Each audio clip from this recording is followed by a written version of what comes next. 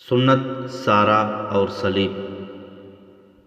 Beirut کے محاصرے کی ناکامی سلطان صلاح الدین ایوبی کی دوسری شکست تھی۔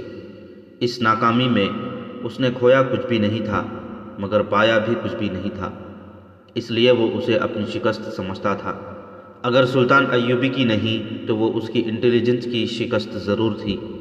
بیروت والوں کو قبل از وقت پتہ چل گیا تھا کہ سلطان ایوبی بیروت کو محاصرے میں لینے آ رہا ہے۔ صلیبیوں کو یہ خبر قاہرہ سے ہی ملی ہوگی، حالانکہ سلطان نے اپنی ہائی کمانڈ کے سالاروں کے سوا کسی کو پتہ نہیں چلنے دیا تھا کہ اس کا ہدف کیا ہے۔ آپ اسے شکست نہ کہیں، ایک سالار نے سلطان ایوبی کو مایوسی کے عالم میں دیکھ کر کہا۔ بیروت وہیں ہے جہاں پہلے تھا، وہیں رہے گا۔ ہم اس شہر پر ایک اور حملہ کریں گے۔ اتنا بڑا شکار میرے ہاتھ سے نکل گیا، سلطان صلاح الدین ایوبی نے کہا۔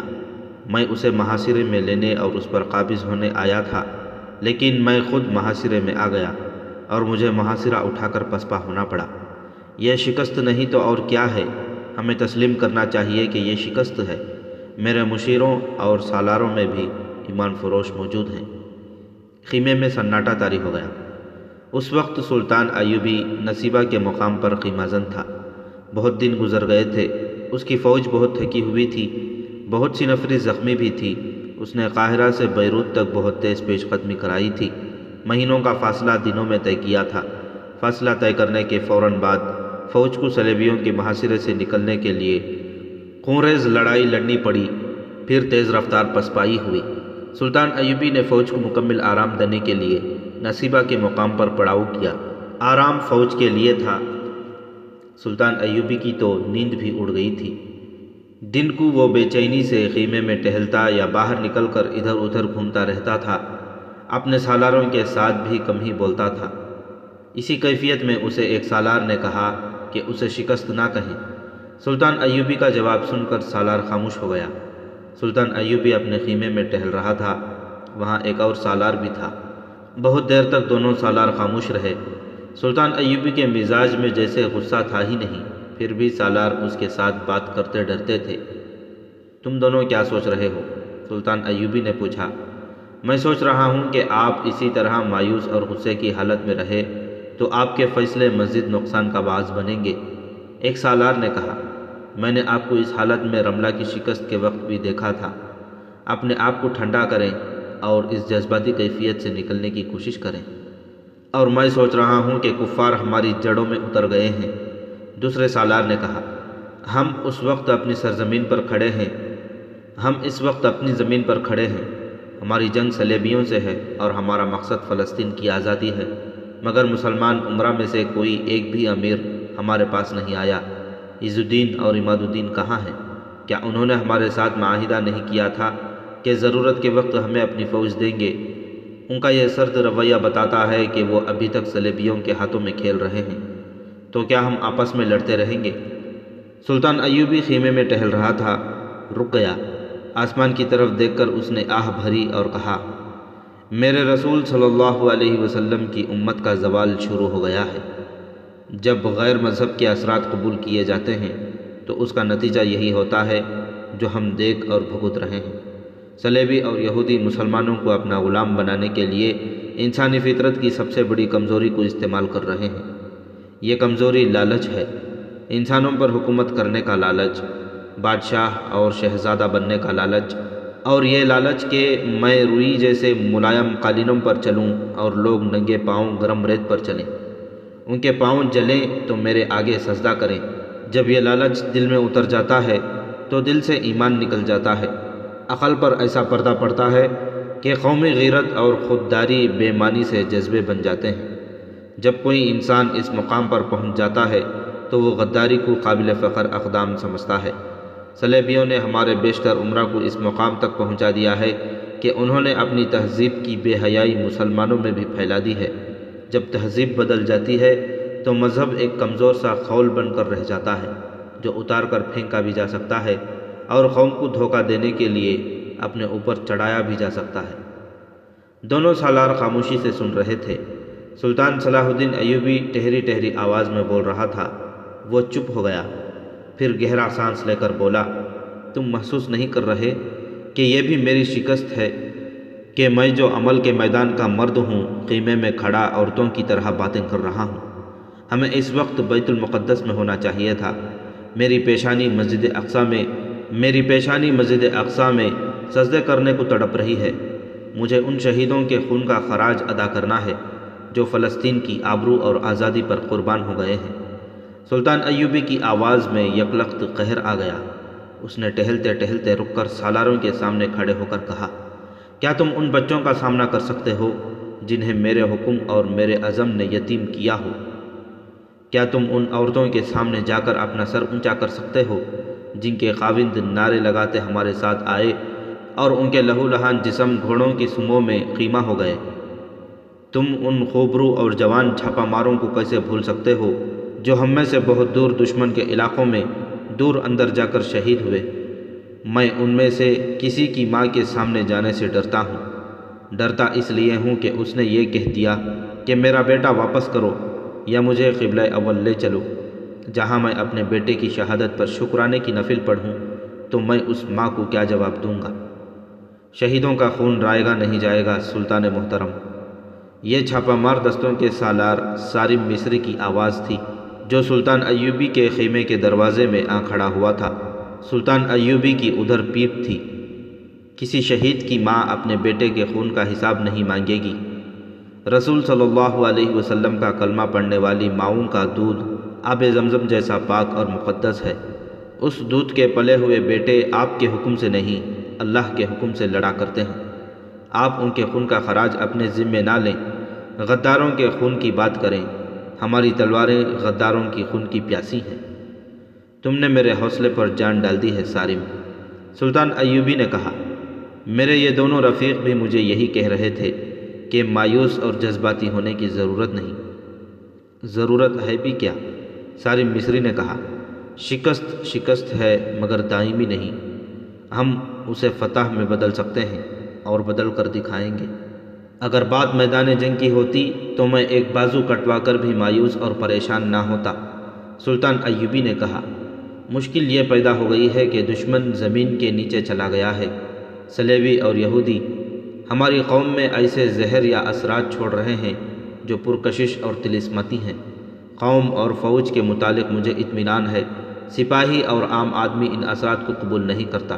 انہیں وہ چند ایک افراد قبول کرتے ہیں اور کر چکے ہیں جن کا اثر قوم پر ہے۔ یہ امرا اور حاکموں کا طبقہ ہے۔ ان میں بعض مذہبی پیشوا بھی شامل ہیں اور ان میں چند ایک سالار بھی ہیں جو ریاستوں کے حکمران بننے کے خواب دیکھ رہے ہیں۔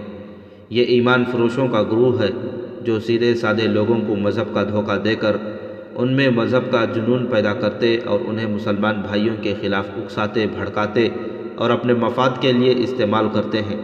غیر مذہب کے لوگ مسلمان عمرہ اور اسی سطح کے طبقے کو اپنے زیر اثر لیتے ہیں۔ پھر یہ طبقہ لوگوں کو مذہب اور محبت کا دھوکہ دیتا اور انہیں بھوکا اور بے بس رکھتا ہے تاکہ لوگ یہ نہ دیکھ سکیں کہ یہ طبقہ درپردہ کیا کر رہا ہے۔ مگر ہم عالم نہیں، ایک سالار نے کہا۔ ہم خطیب اور مسجدوں کے امام نہیں کہ تلواریں پھینک کر لوگوں کو وعظ اور خطبہ سناتے پھریں۔ ہمیں یہ مسئلہ تلوار سے حل کرنا ہوگا۔ ان پتھروں کو گھوڑوں کی سمون تلے روندنا ہوگا۔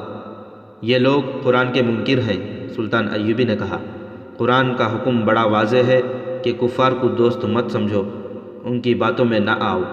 تم نہیں جانتے کہ ان کے دل ہمارے خلاف کدورتوں سے بھرے ہوئے ہیں۔ یہ لوگ نام کے مسلمان ہیں۔ سارم مصری نے کہا، قرآن کا ان کے ساتھ کوئی تعلق نہیں۔ یہ صورتحال بہت نقصان دہ ہے کہ ان لوگوں نے قرآن بھی ہاتھوں میں اٹھا رکھا ہے اور کفار کے اشاروں پر بھی ناچ رہے ہیں۔ سلطان ایوبی نے کہا، قوم نے ہمیشہ ایسے ہی سربراہوں کے ہاتھوں دھوکہ کھایا ہے جن کے ہاتھ میں قرآن اور دل میں صلیب ہے۔ یہ لوگ اذان کی آواز پر خاموش ہو جاتے ہیں مگر ان کے دلوں میں گرجوں کے گھنٹے بجتے ہیں۔ قوم ان کا اصلی روپ نہیں دیکھ سکتی اور ان کے دل کی آواز نہیں سن سکتی۔ یہی وجہ ہے کہ ہم ایک خانہ جنگی میں ایک دوسرے کا خون بہا چکے ہیں اور دوسری خانہ جنگی کی تلوار ہماری گردن پر لٹک رہی ہے۔ ہم اس طوفان کو روک سکیں گے، ایک سالار نے کہا، لیکن مجھے یہ کہنے کی اجازت دیجیے کہ ہم اب کوئی معاہدہ اور کوئی صلح نامہ نہ کریں۔ ہمیں اپنے بھائیوں کا خون بہانا پڑے گا اور ہمیں ان کے ہاتھوں مرنا بھی ہوگا۔ سلطان ایوبی کے چہرے پر اداسی کا سایہ آ گیا۔ اس کی آنکھیں جیسے افق پر کسی چیز کو دیکھ رہی تھیں۔ صاف پتہ چلتا تھا کہ اس کی نظریں آنے والی صدیوں کا سینہ چاک کر رہی ہو۔ خیمے میں ایک بار پھر گہرا سکوت طاری ہو گیا۔ تینوں سالار اپنے سلطان کے اس تاثر سے جو اس پر کبھی کبھی طاری ہوا تھا اچھی طرح واقف تھے۔ میرے عزیز رفیقوں، سلطان ایوبی نے کہا، مجھے نظر آ رہا ہے کہ میرے رسول صلی اللہ علیہ وسلم کی امت آپس میں لڑ کر ختم ہو جائے گی۔ صلیبی اور یہودی اسے خانہ جنگی میں الجھائے رکھیں گے۔ حکمرانی کا لالچ بھائی کو بھائی کا دشمن بنائے رکھے گا۔ فلسطین خون سے لال ہوتا رہے گا۔ مسلمان حکمران سلطنتوں میں بٹ کر عیش و عشرت میں پڑی رہے گی۔ ہمارا قبلہ اول امت رسول اللہ کو پکارتا رہے گا اور اس پکار کو کوئی مسلمان نہیں سنے گا۔ اگر کوئی فلسطین کی سرزمین کو آزاد کرانے اٹھے گا تو وہ کوئی ہم جیسا دیوانہ ہوگا۔ ایسے دیوانوں کو خود اپنے مسلمان حکمران دھوکے دیں گے اور درپردہ دوست بنے رہیں گے۔ تم نے کہا ہے کہ ہم اس طوفان کو روک سکیں گے، مگر ہمارے مرنے کے بعد یہ طوفان پھر اٹھے گا۔ پھر ایک اور صلاح الدین ایوبی پیدا ہوگا۔ سالار سالم مصری نے کہا، ایک اور نور الدین زنگی پیدا ہوگا۔ مسلمان مائیں مجاہدین کو جنم دیتی رہیں گی اور یہ مجاہدین عیاش حکمرانوں کے ہاتھوں میں کھلونے بنے رہیں گے۔ سلطان ایوبی نے طنزیہ لہجے میں کہا، اور وہ وقت بھی آ جائے گا جب فوج بھی عیاش سپاہیوں کا گروہ بن جائے گی اور اس کے سالار کفار کے ہاتھوں میں کھیلیں گے۔ سلطان ایوبی اس انداز سے خاموش ہو گیا جیسے اسے کچھ یاد آ گیا ہو۔ اس نے تینوں سالاروں کی طرف باری باری دیکھا اور کہا، مگر ہم یہ باتیں کب تک کرتے رہیں گے؟ ہم چاروں ایک دوسرے کو خطبے سنا رہے ہیں۔ اللہ کے سپاہی خطیب نہیں ہوا کرتے، ہمیں عمل کرنا ہے۔ ہم میدان عمل کے مرد ہیں۔ سالم، تم میری پہلی ہدایت کے مطابق اپنے چھاپہ مار دستوں کو میری بتائی ہوئی جگہوں پر پھیلا رکھا ہوگا، اور تم جانتے ہو کہ ہماری یہ خیمہ گاہ کس خطرے میں ہے۔ اچھی طرح جانتا ہوں سلطان محترم، سالار سالم مصری نے جواب دیا۔ ہم بیروت کا محاصرہ اٹھا کر اس طرف آئے تھے تو ہماری توقع کے خلاف صلیبیوں نے ہمارے تعاقب میں فوج نہیں بھیجی، لیکن ہم اس خوش فہمی میں مبتلا نہیں ہوئے کہ صلیبی ہمیں بخش دیں گے۔ میں وثوق سے کہہ سکتا ہوں کہ وہ کھلا حملہ نہیں کریں گے۔ وہ ہم پر ہمارے انداز کے شبخون ماریں گے، بلکہ ان کے چھاپوں اور شبخونوں کا سلسلہ شروع ہو گیا ہے۔ خیمہ گاہ سے بہت دور سے فرنگیوں اور ہماری گشتی سنتوں کی چھوٹی چھوٹی جھڑپوں کی خبریں آنے لگی ہیں۔ میں نے چھاپہ مار دستوں کو دور دور تک پھیلا رکھا ہے۔ مجھے شک ہے کہ کفار کا اڈہ کہیں باہر نہیں بلکہ موصل میں ہے، اور والی موصل عز الدین انہیں پناہ اور مدد دے رہا ہے۔ اگر ایسی بات ہے تو مجھے اس کی اطلاع مل جائے گی۔ سلطان ایوبی نے کہا، اگر موصل میں ہی صلیبیوں کا خفیہ اڈہ ہوا تو میں اس کا بندوبست کر لوں گا۔ اس نے دوسرے دو سالاروں سے کہا، ہمیں مسلمان عمرہ کے ان قلعوں پر قبضہ کرنا ہوگا جو موصل اور حلب کے درمیان ہے۔ میں ان دونوں شہروں کو ایک دوسرے سے کاٹ دینا چاہتا ہوں۔ وہ ایک دوسرے کی مدد کرنے کے قابل نہیں رہیں گے، ان کے قاصدوں کو بھی راستہ نہیں ملے گا۔ میں نے بہت کوشش کی ہے کہ میری تلوار کسی مسلمان کے خلاف نیام سے نہ نکلے، لیکن میں ناکام رہا۔ میں ان حکمرانوں اور امراء کو ختم کروں گا جو صلیبیوں کے دوست ہیں۔ میں خود قوم کی آڑ میں نہیں بیٹھوں گا، نہ قوم کا خون بہنے دوں گا۔ میں ان امراء کو گھٹنوں بٹھاؤں گا جو قوم کو گمراہ کر رہے ہیں۔ سلطان ایوبی نے نقشہ نکالا اور اپنے سالاروں کو دکھانے لگا۔ بیروت میں بالڈوین کے محل میں اس نے اپنے سالاروں اور 3-4 صلیبی حکمرانوں کو مدعو کر رکھا تھا۔ بہت بڑی ضیافت کا اہتمام تھا۔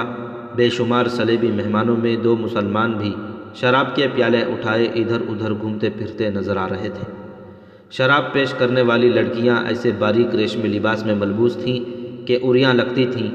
جون جون شراب اثر دکھاتی جا رہی تھی، لڑکیوں کے ساتھ مہمانوں کی دست درازی بڑھتی جا رہی تھی اور لڑکیاں پہلے سے زیادہ بے حیا ہوتی جا رہی تھیں۔ ان 2 مسلمان مہمانوں کی طرف دوسرے مہمانوں کی نسبت زیادہ توجہ دی جا رہی تھی۔ 2 لڑکیاں ان کے ارد گرد اٹھیلیاں کھاتی پھر رہی تھیں۔ یہ دونوں مہمان لباس اور شکل و صورت سے کسی شاہی خاندان کے افراد معلوم ہوتے تھے۔ ایک صلیبی آیا، دونوں سے کہا کہ انہیں شاہ بالڈوین نے اپنے کمرے میں بلایا ہے۔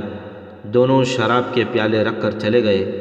وہ جس غلام گردش سے گزر کر بالڈون کے کمرے میں گئے اس میں ایک آدمی ہاتھ میں برچھی اٹھائے فوجی انداز سے ٹہل رہا تھا۔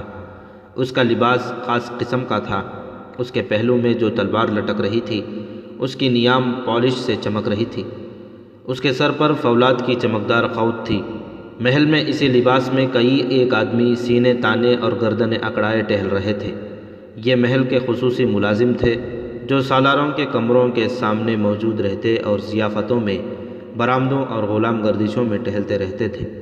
فانوسوں کی روشنی میں ان کا لباس اور ان کی چال اچھی لگتی تھی۔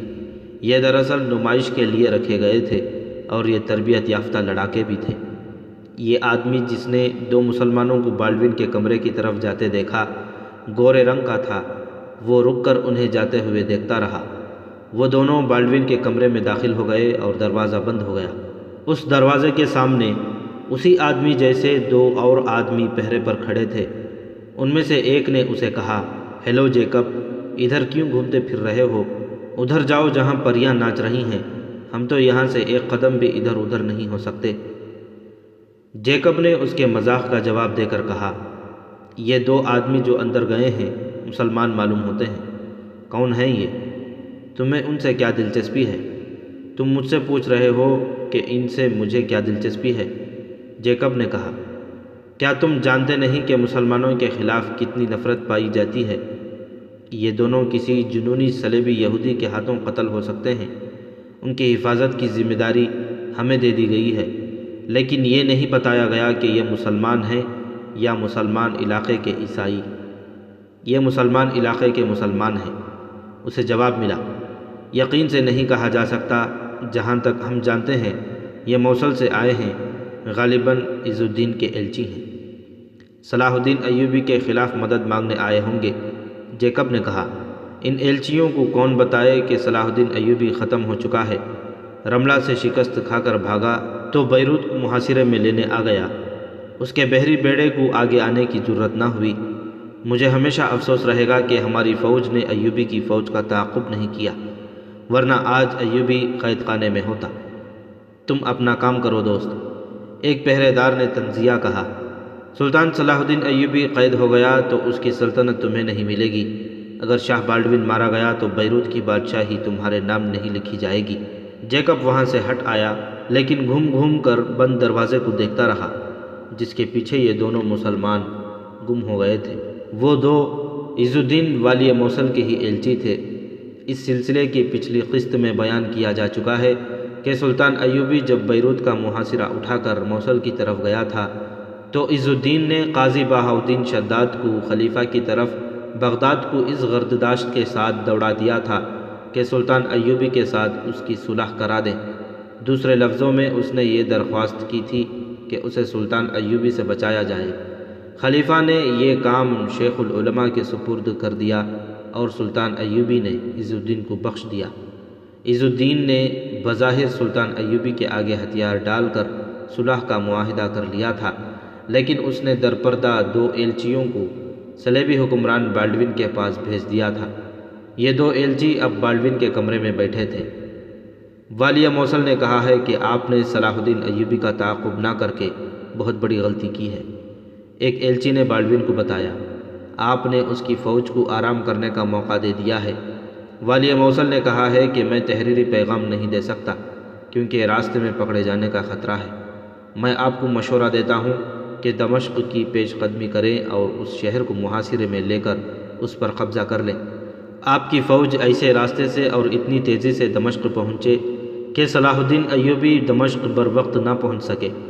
میں آپ کے ساتھ وعدہ کرتا ہوں کہ صلاح الدین ایوبی جب آپ کے حملے کی اطلاع پر یہاں سے روانہ ہوگا تو موصل اور حلب کی فوجیں آمنے سامنے آ کر لڑنے کے بجائے اس کی فوج پر شبخون مارتی رہیں گی۔ اس سے اس کی پیش قدمی بہت سست ہو جائے گی اور آپ دمشق پر آسانی سے قبضہ کر لیں گے۔ ہمارے علاقوں میں جو چھوٹے موٹے امراء ہیں میں ان سب کو اپنے ساتھ ملا لوں گا۔ آپ ان کے قلعے استعمال کر سکتے ہیں۔ میں آپ کی فوج کو موصل کے اندر قیام کی اجازت دے سکتا ہوں کیونکہ اس سے صاف ظاہر ہو جائے گا کہ میرا اور آپ کا اتحاد ہے۔ میں صلاح الدین ایوبی کو یہ تاثر دے رہا ہوں کہ میں اس کا دوست ہوں۔ ایلچی جب یہ پیغام دے رہے تھے اس وقت بالڈون کے ساتھ اس کے دو جرنیل تھے عز الدین کے ایلچی بھی فوجی مشیر تھے، جنگی امور کو اچھی طرح سمجھتے تھے۔ بالڈون ان کے ساتھ اس مسئلے پر بحث اور بات چیت کرتا رہا۔ اس نے دیکھ لیا تھا کہ یہ مسلمان اس کے جال میں آ گئے ہیں، چنانچہ اس نے اپنی شرطیں عائد کرنی شروع کر دیں۔ عز الدین کو شاید پوری طرح احساس نہیں کہ صلاح الدین ایوبی کو بے خبری میں نہیں دبوچا جا سکتا۔ بالڈون نے کہا، ہم دمشق کو محاصرے میں لیں گے تو وہ برق رفتار پیش قدمی کر کے ہم پر عقب سے حملہ کر دے گا۔ میں اسے ممکن نہیں سمجھتا کہ ہم دمشق کی پیش قدمی کریں تو صلاح الدین ایوبی کو قبل از وقت خبر نہ ہو۔ وہ عقاب اور گدھ کی طرح بہت دور سے شکار کو دیکھ لیتا اور ایسا جھپٹ مارتا ہے کہ پسپائی بھی محال ہو جاتی ہے۔ ہم ابھی کھلی جنگ کا خطرہ مول نہیں لے سکتے، ہم اس کے لیے تیاری کر رہے ہیں۔ فوری طور پر ہم نے یہ بندوبست کر دیا ہے کہ چھاپہ مار دستے بھیج دیے ہیں جو صلاح الدین ایوبی کی فوج کو آرام سے نہیں بیٹھنے دیں گے۔ ان دستوں کے لیے ہمیں مستقل اڈے کی ضرورت ہے۔ یہ آپ مہیا کر دیں گے تو ہم صلاح الدین ایوبی کی فوج کو صرف چھاپہ مار دستوں سے ہی بے حال کر سکتے ہیں۔ وہ نہ لڑنے کے قابل رہے گا نہ بھاگ سکے گا۔ آپ ہمارے دستوں کو پناہ، مدد اور خوراک وغیرہ مہیا کرتے رہیں، ہم اسلحہ اور سامان بھیجتے رہیں گے۔ آپ حلب کے والی عماد الدین سے بھی کہہ دیں کہ ہم پر بھروسہ رکھے اور ہمارے چھاپہ مار دستوں کو بوقت ضرورت پناہ اور مدد دیتا رہے۔ دوسرے عمرہ اور قلعے دار بھی آپ کے ساتھ ہونے چاہیے۔ ان کا خیال رکھیں کہ ان میں سے کوئی صلاح الدین ایوبی کے پاس جا کر اس کا اتحادی نہ بن جائے۔ اتحاد کی شرائط طے کر لی گئیں۔ عز الدین نے ان ایلچیوں کو پورا اختیار دے دیا تھا کہ وہ شرائط طے کر کے آئیں اور وہ جو مراد صلیبیوں کو دینا مناسب سمجھیں دے آئیں۔ چنانچہ انہوں نے اپنا ایمان ایک صلیبی حکمران کے ہاں صرف اس لیے گروی رکھ دیا کہ اس کی حکمرانی محفوظ رہے۔ انہوں نے اپنا کام کر لیا تو ضیافت میں شریک ہونے کے لیے چلے گئے۔ انہیں دراصل شراب اور شراب پلانے والی لڑکیوں کے ساتھ ہی دلچسپی تھی۔ ان مسلمانوں پر زیادہ اعتماد نہ کریں، ایک جرنیل نے بالڈون سے کہا۔ انہوں نے ضرورت محسوس کی تو آپ کو بتائے بغیر صلاح الدین ایوبی کے پاؤں میں جا بیٹھیں گے۔ مجھے اپنے چھاپہ ماروں کے لیے ایک اڈا چاہیے۔ بالڈون نے کہا، موصل میرا اڈا بن گیا تو میں آہستہ آہستہ پوری فوج وہاں لے جاؤں گا اور عز الدین کو وہاں سے بے دخل کر دوں گا۔ ہم سب کا منصوبہ یہ ہونا چاہیے کہ ان مسلمانوں کو ہم متحد نہ ہونے دیں، بلکہ انہیں آپس میں لڑاتے رہیں اور آہستہ آہستہ ان کے علاقوں پر قابض ہو جائیں گے۔ ہم سب نے دیکھ لیا ہے کہ مسلمان کو عیش و عشرت اور حکمرانی کا لالچ دے دو تو وہ اپنی خودداری اور اپنا مذہب تمہارے قدموں میں رکھ دیتا ہے۔ عز الدین، عماد الدین اور دوسرے چھوٹے موٹے مسلمان عمرہ صرف اس لیے صلاح الدین ایوبی کے خلاف ہیں کہ وہ سب خود مختار حکمران بنے رہنا چاہتے ہیں اور عیش و عشرت کی خاطر پرسکون زندگی کی خواہش رکھتے ہیں، مگر صلاح الدین ایوبی عیش و عشرت اور حکمرانی کا قائل نہیں۔ وہ ان سب کو ایک محاذ پر متحد کر کے فلسطین سے ہمیں بے دخل کرنے کا منصوبہ بنائے ہوئے ہے، لیکن جنہیں وہ متحد کرنے کی کوشش کر رہا ہے وہ جنگ و جدل سے ڈرتے ہیں۔ مجھے امید ہے کہ عز الدین اور اس کا ٹولہ ہمارے ہاتھ سے نکلے گا نہیں۔ اگر کسی نے نکلنے کی کوشش کی تو اسے ہم حشیشین کے ہاتھوں قتل کرا دیں گے۔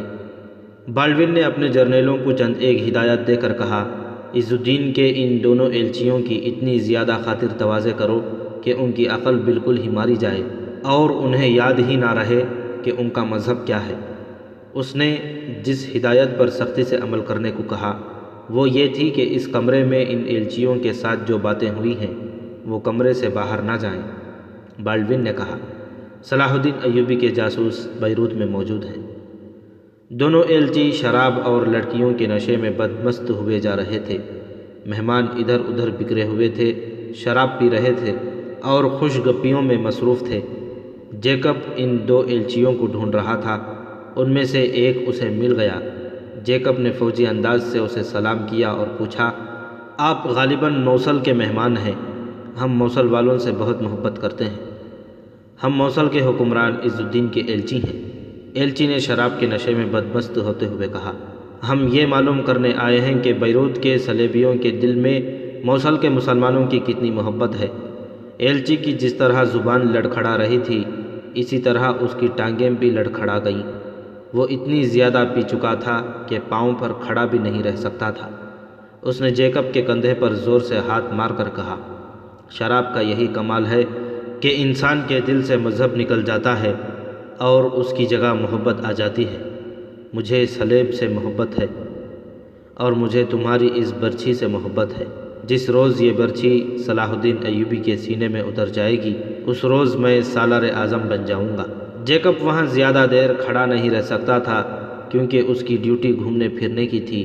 وہ ایلچی کو جھومتا لڑکھڑاتا چھوڑ کر ادھر ادھر ہو گیا۔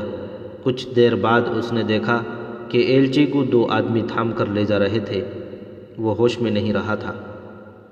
آدھی رات کے قریب جیکب کی ڈیوٹی ختم ہو گئی۔ ناچ گانا جاری تھا۔ جیکب اور اس کے ساتھیوں کی جگہ دوسرے آدمی آ گئے۔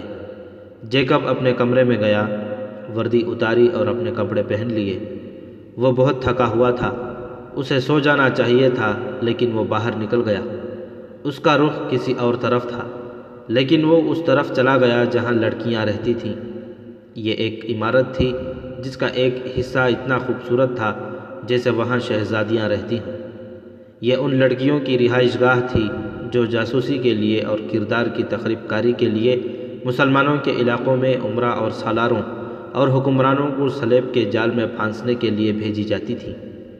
انہیں ان علاقوں میں جو صلیبیوں کے قبضے میں آ گئے تھے مسلمان جاسوسوں کو پھانسنے کے لیے بھی استعمال کیا جاتا تھا۔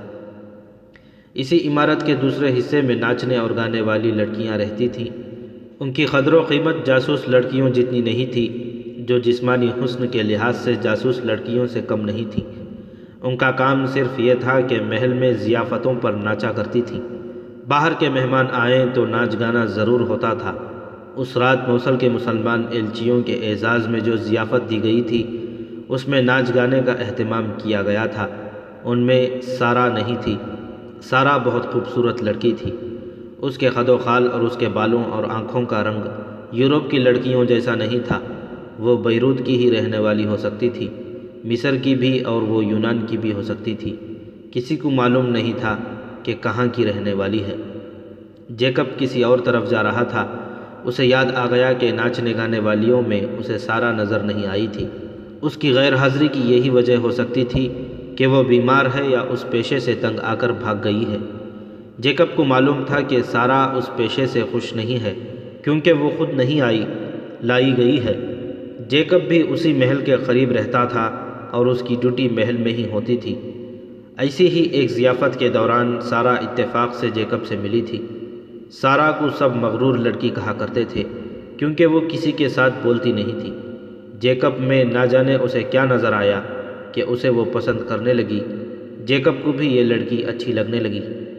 ایک رات سارا محل سے فارغ ہو کر اپنے کمرے کی طرف جا رہی تھی۔ اسے جیکب مل گیا۔ سارا نے اسے کہا، میں اکیلی جا رہی ہوں، میرے ساتھ کمرے تک چلو گے نہیں؟ اکیلے جاتے ڈر آتا ہے۔ جیکب نے کہا، یہاں سے تمہیں کوئی اغوا کر کے نہیں لے جا سکتا۔ اب میں اغوا نہیں ہو سکتی۔ سارا کی مسکراہٹ بجھ گئی۔ کہنے لگی، اب تو اپنے آپ کو خود ہی اغوا کر لوں گی۔ میرے ساتھ چلو، اکیلے جاتے ڈر تو نہیں آتا، تمہارے ساتھ کی ضرورت ہے۔ سارا جیسی حسین لڑکی کا جیکب کو پسند کرنا کوئی عجوبہ نہیں تھا۔ جیکب مردانہ حسن اور وجاہت کا شاہکار تھا۔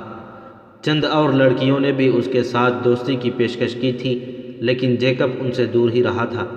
دور رہنے کی وجہ تھی کہ یہ سب ناپاک اور عصمت بریدہ لڑکیاں تھیں۔ جیکب نے ان کی پیشکش ٹھکرا کر اپنی قیمت چڑھا لی اور اپنی کشش میں اضافہ کر لیا تھا۔ وہاں تو یہ عالم تھا کہ بدکاری کو گناہ کے بجائے تفریح بلکہ جائز تفریح سمجھا جاتا تھا۔ پہلی ملاقات میں جیکب سارا کو بھی ایسی ہی بدکار لڑکی سمجھا تھا لیکن سارا میں سنجیدگی اور متانت سی تھی جو جیکب کو اچھی لگی تھی۔ سارا کو جب یہ پتہ چلا کہ جیکب شراب بھی نہیں پیتا تو وہ اسے زیادہ اچھا لگنے لگا۔ پھر ایک رات سارا نے اس کے منہ سے اپنی تعریف کرانے کے لیے پوچھا تھا، تم نے میرے رقص کی کبھی تعریف نہیں کی؟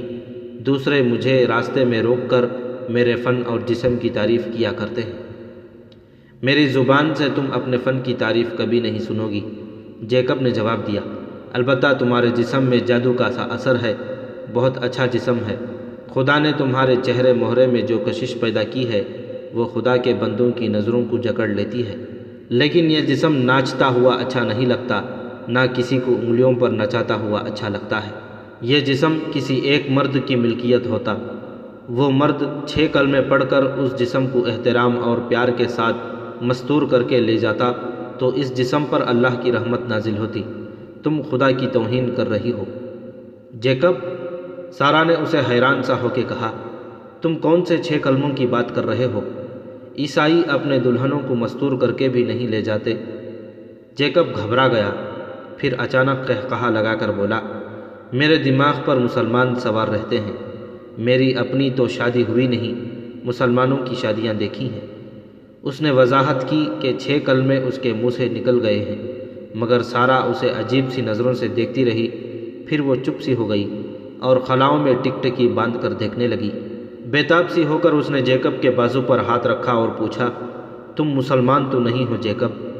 میرا کہنے سے یہ مطلب نہیں کہ تم جاسوس ہو سکتا ہے ملازمت کی خاطر تم نے اپنے آپ کو عیسائی بنا رکھا ہو یا عیسائی مذہب قبول کر لیا ہو۔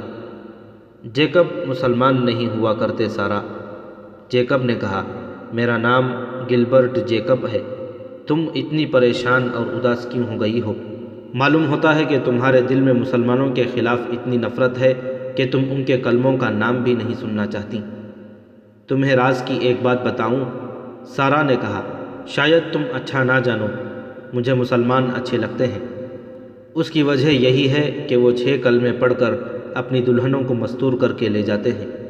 اس نے آہ بھر کر کہا، عورت عریاں کر دی جاتی ہے تو اسے احساس ہوتا ہے کہ مستور ہونے میں جو روحانی قرار تھا وہ چھن گیا ہے۔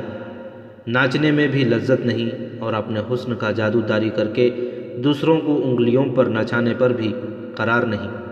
میں جب تنہائی میں آئینے کے سامنے کھڑی ہوتی ہوں تو آئینے میں مجھے ایک قابل نفرت عورت نظر آتی ہے۔ میں اپنے عکس کو مستور نہیں کر سکتی، اس پر پردہ نہیں ڈال سکتی، البتہ میری روح پر سیاہ پردہ پڑ گیا ہے۔ تم اس پیشے سے اتنی متنفر ہو تو نکل بھاگو یہاں سے۔ جیکب نے کہا، کدھر کو؟ سارا نے کہا، یہاں سے بھاگوں گی تو کسی قحبہ خانے والوں کے قبضے میں آ جاؤں گی۔ کیا تم میرے رقص کو پسند کرتے ہو یا مجھے؟ میں اس سارا کو پسند کرتا ہوں جو اس پیشے سے نفرت کرتی ہے، اداس اور پریشان رہتی ہے۔ جیکب نے کہا، میں کہہ چکا ہوں کہ تم خدا کی توہین کر رہی ہو۔ تم فوج میں کس طرح آ گئے ہو؟ سارا نے کہا، تمہیں کسی دیہاتی گرجے میں پادری ہونا چاہیے تھا۔ تم ہر روز کتنی شراب پیتے ہو، اس کی بو سے بھی نفرت ہے، پھر تم مسلمان ہو۔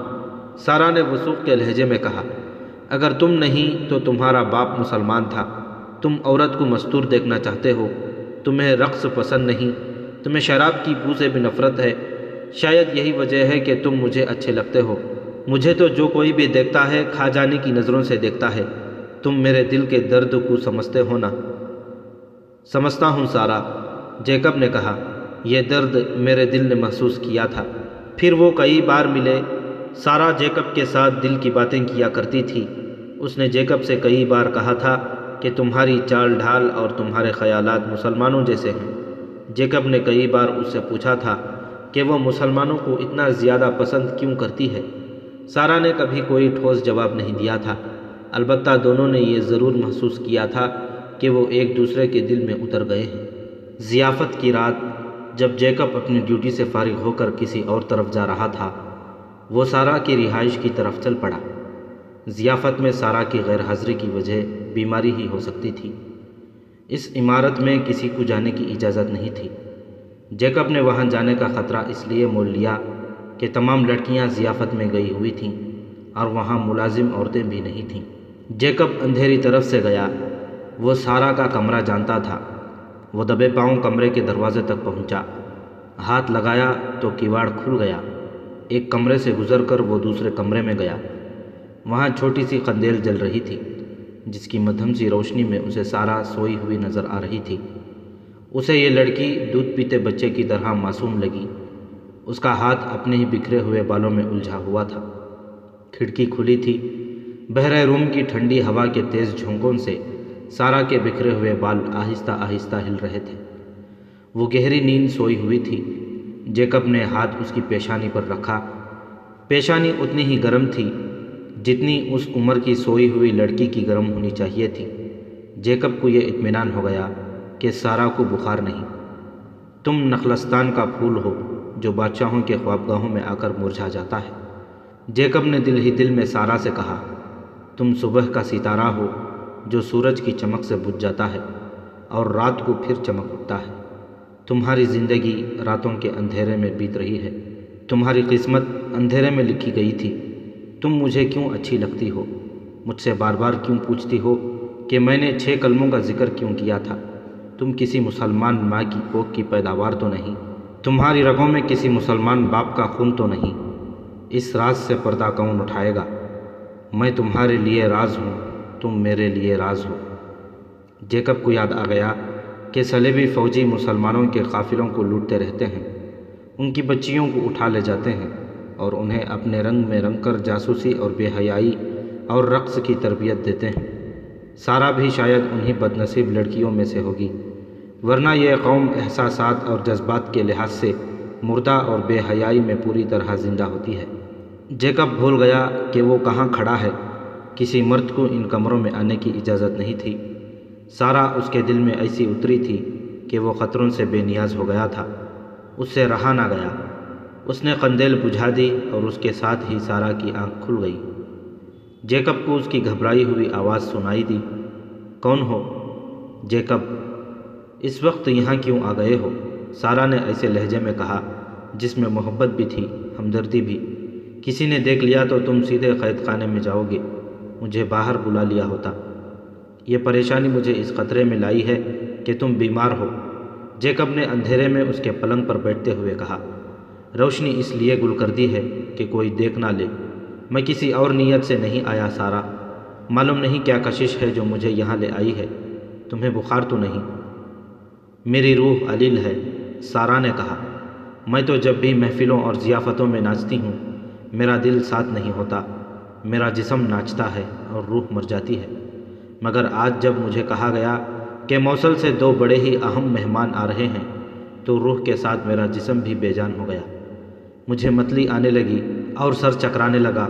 مجھے ان بادشاہوں کی جنگوں اور ان کے امن اور دوستی کے معاہدوں کے ساتھ کوئی دلچسپی نہیں، لیکن میرے کانوں میں جب یہ بات پڑی کہ موصل سے اہم مہمان آ رہے ہیں تو مجھے ایسے محسوس ہوا جیسے صلیبیوں اور مسلمانوں میں سے کسی ایک کے ساتھ میرا گہرا تعلق ہے۔ میں ابھی تک یہ نہیں سوچ سکی کہ میرا روحانی تعلق کس کے ساتھ ہے، صرف یہ احساس جاگ اٹھا کہ میں اس محفل میں نہیں ناچ سکوں گی، میں موصل کے مہمانوں کا سامنا نہیں کر سکوں گی، یا وہ مجھے دیکھ کر وہاں سے بھاگ جائیں گے۔ کیوں؟ جیکب نے پوچھا، موصل والوں کے ساتھ تمہارا کیا تعلق ہے؟ میں بتا نہیں سکتی، سارا نے کہا۔ میں تو اپنے آپ کو یہ بھی بتانے سے ڈرتی ہوں کہ موصل والوں کے ساتھ میرا کیا تعلق ہے۔ سارا، جیکب نے اس کا ہاتھ اپنے ہاتھ میں لے کر کہا، تم اپنا آپ مجھ سے کیوں چھپا رہی ہو؟ کیا تمہیں کسی قافلے سے اغوا کیا گیا تھا؟ تم کس باپ کی بیٹی ہو؟ سارا کوئی جواب نہ دے سکی۔ جیکب چونک اٹھا۔ دونوں نے کھڑکی کی طرف دیکھا جو کھلی ہوئی تھی، وہاں ایک سایہ کھڑا نظر آیا۔ سارا نے جیکب کے کان میں سرگوشی کی، پلنگ کے نیچے ہو جاؤ۔ جیکب نے اندھیرے سے فائدہ اٹھایا، آہستہ سے سرک کر فرش پر بیٹھا اور آواز پیدا کیے بغیر پلنگ کے نیچے چلا گیا۔ سارا لیٹ گئی۔ سارا، کھڑکی کے ساتھ کھڑے سائے کی آواز آئی۔ یہ ایک بوڑھی عورت کی آواز تھی جو بعض راتیں ناچنے گانے والیوں کو دیکھا کرتی تھی کہ کوئی لڑکی غیر حاضر تو نہیں۔ اس کی آواز پر سارا نہ بولی۔ عورت نے اسے ایک اور آواز دی، سارا پھر بھی نہ بولی۔ عورت نے تحکمانہ لہجے میں کہا، سارا تم سوئی ہوئی نہیں ہو، مجھے جواب دو، قندیل کیوں بجھی ہوئی ہے؟ سارا نے منہ سے ایسی آواز نکالی جیسے ہڑبڑا کر جاگ اٹھی ہو۔ گھبراہٹ کی اداکاری کرتے ہوئے بولی، کون ہو؟ کیا ہو گیا ہے؟ میں ادھر سے آ کر بتاتی ہوں۔ عورت کا سایہ کھڑکی سے ہٹ گیا، وہ دروازے کی طرف سے آنا چاہتی تھی۔ سارا نے جھک کر جیکب سے کہا، وہ دوسری طرف سے آ رہی ہے، باہر آؤ اور کھڑکی سے کود جاؤ۔ نہیں سارا، جیکب نے پلنگ کے نیچے سے نکل کر کہا، میں اسے جانتا ہوں، آنے دو اسے، میں اس کی مٹھی گرم کر دوں گا تو خاموشی سے چلی جائے گی۔ یہ خبیث عورت ہے، سارا نے کہا، یہ درپردہ لڑکیوں کی دلالی کرتی ہے۔ تم فوراً نکلو یہاں سے ورنہ میرا جھوٹ مجھے مروا دے گا، میں اسے سنبھال لوں گی۔ وہ عورت ابھی دروازے تک آئی ہی تھی کہ جیکب کھڑکی سے باہر کود گیا۔ سارہ نے قندیل جلا دی۔ عورت اندر آئی۔ جسم کے لحاظ سے وہ عورت کم اور مرد زیادہ تھی۔ وہ سارہ پر برس پڑی۔ سارہ نے اسے یقین دلانے کی کوشش کی کہ اس کمرے میں اور کوئی نہیں تھا اور وہ شاید خواب میں بول رہی ہوگی۔ عورت نے اسے کہا کہ خواب میں عورت کی آواز مرد جیسی بھاری نہیں ہو جایا کرتی۔ یہ کیا ہے؟ عورت نے جھک کر پلنگ کے قریب فرش پر گرا ہوا ایک رومال اٹھایا۔ یہ گز بھر لمبا اور اتنا ہی چوڑا کپڑا تھا جو مرد گرمی سے بچنے کے لیے سر پر ڈال لیا کرتے تھے۔ یہ کس کا ہے؟ یہ اس کا ہے جو تمہارے پاس آ بیٹھا تھا۔ وہ کون تھا؟ تم نے اس سے کتنی رقم لی ہے؟ میں عصمت فروش نہیں، سارہ نے غصے سے کہا۔ میں رقاصہ ہوں، تم جانتی ہو میں کسی مرد سے منہ نہیں لگاتی۔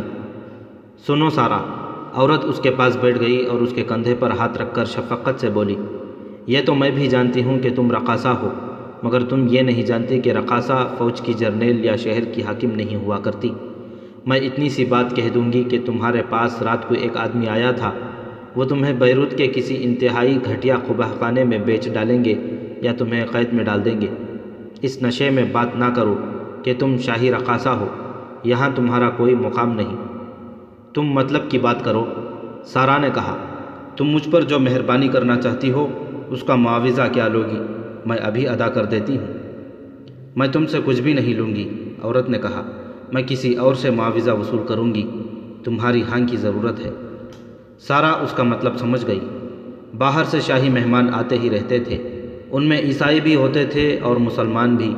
شاہی حیثیت کے مہمانوں کی خاطر تواضع کے لیے لڑکیاں موجود رہتی تھیں، لیکن ان کے ساتھ جو عملہ آتا تھا انہیں اس قسم کی عیاشی مہیا نہیں کی جاتی تھی۔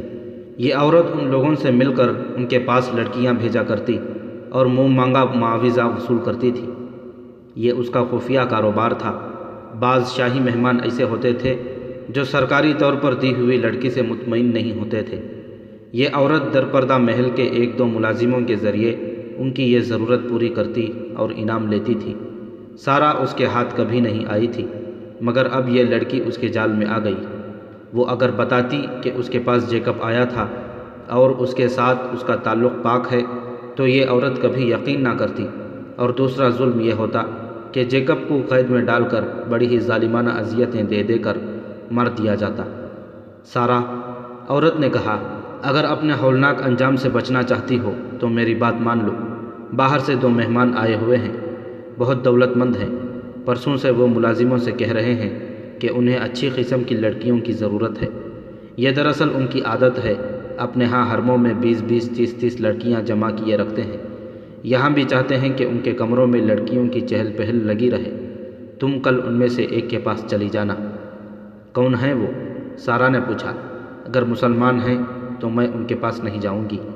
تو قید خانے میں جاؤ، عورت نے کہا۔ ہوش میں آؤ، اپنے آپ کو دیکھو، تم کیا ہو؟ اپنے پیشے کو دیکھو، شریف بننے کی کوشش نہ کرو۔ وہ دل کھول کر انعام دیں گے جس میں تمہارا حصہ بھی ہوگا۔ اور پکڑے گئے تو؟ میں پکڑنے والوں کا منہ بند رکھا کرتی ہوں، عورت نے کہا۔ کل رات تیار رہنا، اب تم سے بالکل نہیں پوچھوں گی کہ ابھی ابھی تمہارے پاس کون آیا تھا۔ عورت چلی گئی۔ سارہ کے آنسو بہنے لگے۔ جیکب بھاگنے والا آدمی نہیں تھا، لیکن وہ اس ڈر سے نکل گیا کہ سارہ مصیبت میں آ جائے گی۔ اسے امید تھی کہ سارہ اسی غلیظ دنیا کی لڑکی ہے، وہ اس عورت کو سنبھال لے گی۔ وہ شہر کی طرف چلا جا رہا تھا، اس کے ذہن پر سارہ چھائی ہوئی تھی۔ سارہ سے اسے دلی محبت ہو گئی تھی اور سارہ اس کے لیے معمہ بن گئی تھی۔ اسے رہ رہ کر یہی خیال آ رہا تھا کہ سارہ کسی مسلمان باپ کی بیٹی ہے۔ وہ چلتے چلتے شہر کی تنگ و تاریک گلیوں میں داخل ہو گیا۔ گلیوں کے موڑ مڑتا ایک مکان کے سامنے رکا اور دروازے پر دستک دی۔ کچھ دیر بعد دروازہ کھلا۔ کون؟ حسن، جیکب نے جواب دیا۔ اتنی رات گئے؟ دروازہ کھولنے والے نے پوچھا۔ فوراً اندر آ جاؤ، کسی نے دیکھا تو نہیں؟ نہیں، جیکب نے جواب دیا۔ کافروں کی ضیافت سے ابھی فارغ ہوا ہوں، ایک ضروری اطلاع لایا ہوں۔ وہ اندر چلا گیا۔ دروازہ بند ہو گیا۔ اب وہ جیکب نہیں بلکہ حسن ادریس تھا۔ وہ سلطان صلاح الدین ایوبی کا جاسوس تھا۔ اس نے 1 سال پہلے اپنے آپ کو ایک عیسائی ظاہر کر کے اور نام گلبرٹ جیکب بتا کر صلیبی فوج میں ملازمت کر لی تھی۔ گورے رنگ کا جوان تھا۔ ٹریننگ کے مطابق وہ اداکاری اور چرب زبانی کا ماہر تھا۔ اس کی شکل و صورت اور دراز قد کی بدولت اسے محل کی خصوصی ڈیوٹی کے لیے منتخب کر لیا گیا تھا۔ یہاں سے وہ قاہرہ کو خبریں بھیجتا رہتا تھا۔ اس کے گروہ کا لیڈر حاتم اس مکان میں رہتا تھا جس میں وہ داخل ہو گیا تھا۔ موصل کے 2 ایلچی بالڈوین کے پاس آئے ہیں، حسن نے اپنے لیڈر کو بتایا۔ میں نے یہ یقین کر لیا ہے کہ یہ دونوں موصل سے آئے ہیں اور دونوں مسلمان ہیں۔ انہیں بالڈوین اپنے کمرے میں لے گیا تھا۔ اس میں کوئی شک نہیں کہ وہ والی موصل عز الدین کا کوئی پیغام لے کر آئے ہیں، اور یہ سلطان صلاح الدین ایوبی کے خلاف معاہدے کا پیغام ہوگا۔ لیڈر نے کہا، یہ معلوم کر لیا ہے کہ ان کے درمیان کیا طے پایا ہے؟ سلطان ابھی تک اس دھوکے میں ہیں کہ عز الدین اور عماد الدین ہمارے دوست ہیں، یا کم از کم ہمارے خلاف لڑیں گے نہیں۔ ان کی بات چیت بند کمرے میں ہوئی ہے۔ حسن نے کہا، میرا خیال ہے کہ جو کچھ طے ہونا تھا ہو چکا ہے۔ میں نے ان میں سے ایک سے بات کی تھی، وہ بہت خوش نظر آتا تھا۔ بدبخت نے شراب اس قدر پی لی تھی کہ اس نے نشے میں مجھے بڑا صاف اشارہ دے دیا کہ وہ دونوں مسلمان ہیں اور موصل سے آئے ہیں۔ مجھے کہتا تھا کہ وہ ہماری یعنی سلیبیوں کی محبت دیکھنا چاہتا ہے۔ وہ پاؤں پر کھڑا نہ ہو سکا اور گر پڑا۔ ہم سلطان کو صرف یہ اطلاع بھجوائیں گے کہ بیروت میں موصل کے 2 آدمی آئے تھے، کافی نہیں؟ حاتم نے کہا، ہم اپنے سلطان سے بہت شرمسار ہیں کہ ان تک ہماری یہ اطلاع نہ پہنچ سکی کہ وہ بیروت کو محاصرے میں لینے کا منصوبہ ترک کر دیں، کیونکہ بالڈوین کو اس منصوبے کی اطلاع قاہرہ سے مل گئی تھی۔ اس میں ہمارا کوئی قصور نہ تھا۔ حسن نے کہا، اسحاق ترک بروقت روانہ ہو گیا تھا۔ وہ دھوکہ دینے والا آدمی نہیں تھا۔ وہ راستے میں سہرا کا شکار ہو گیا یا پکڑا گیا ہے۔ بیروت کے محاصرے میں سلطان صلاح الدین ایوبی کا جو نقصان ہوا ہے، ہمیں اس کا ازالہ کرنا ہے۔ حاتم نے کہا، ان کے لیے یہ خبر بہت اہم ہے کہ موصل والے بیروت والوں کے ساتھ دوستی کا معاہدہ کر رہے ہیں، لیکن ہمیں پوری اطلاع دینی چاہیے کہ معاہدے میں کیا کیا شرائط طے ہوئی اور کیا منصوبہ بنا ہے۔ اس وقت سلطان بہت بڑے خطرے میں بیٹھے ہیں۔ وہ سمجھتے ہوں گے کہ وہ دوستوں کے درمیان محفوظ ہیں، لیکن وہ دراصل دشمنوں کے گھیرے میں پڑاؤ ڈالے ہوئے ہیں۔ حاتم نے حسن سے پوچھا، محل میں تم کوئی ایسا ذریعہ پیدا کر سکتے ہو جو اندر کی باتیں بتا سکے؟ باتیں بند کمرے میں ہوئی ہیں، حسن نے جواب دیا۔ بالڈوین یا اس کے مشیروں اور سالاروں سے تو پوچھا نہیں جا سکتا۔ ان دونوں آدمیوں کے سینے سے راز نکالنے کی کوشش کی جا سکتی ہے جو موصل سے آئے ہیں۔ میں ذریعہ پیدا کرنے کی کوشش کروں گا، اگر نہ ہوا تو دوسرا طریقہ اختیار کریں گے۔ یہ جب واپس جائیں گے تو انہیں راستے سے اغوا کر لیا جائے گا، یا ضرورت پڑی تو ختم کر دیا جائے گا۔ انہیں ختم کرنے سے ہمارا مسئلہ حل نہیں ہوگا۔ حاتم نے کہا، ہمیں بالڈوین اور عز الدین کے منصوبے کی ضرورت ہے۔ میری کوشش یہی ہوگی۔ حسن نے کہا، اگر منصوبہ نہ ملا تو ان دونوں کو سلطان صلاح الدین ایوبی کے پاس پہنچا دیا جائے گا۔ اگر انہیں قتل کرنا ہوا تو وہ میں کرا سکتا ہوں۔ حاتم نے کہا، جس قدر جلدی ہو سکے مجھے بتاؤ کہ تم مطلوبہ معلومات حاصل کر سکتے ہو یا نہیں۔ میں صبح ایک آدمی کو سلطان کو یہ خبر دینے کے لیے روانہ کر دوں گا کہ بالڈوین کے پاس عز الدین کے ایلچی آئے ہیں اور ان کے درمیان کوئی معاہدہ ہو گیا ہے، تاکہ سلطان اس خوش فہمی میں نہ پڑیں کہ عز الدین ان کا دوست ہے۔ تم بہت تھوڑے سے وقت میں مکمل اطلاع حاصل کرنے کی کوشش کرو۔ میری کامیابی کے لیے دعا کریں۔ حسن اٹھا اور باہر نکل گیا۔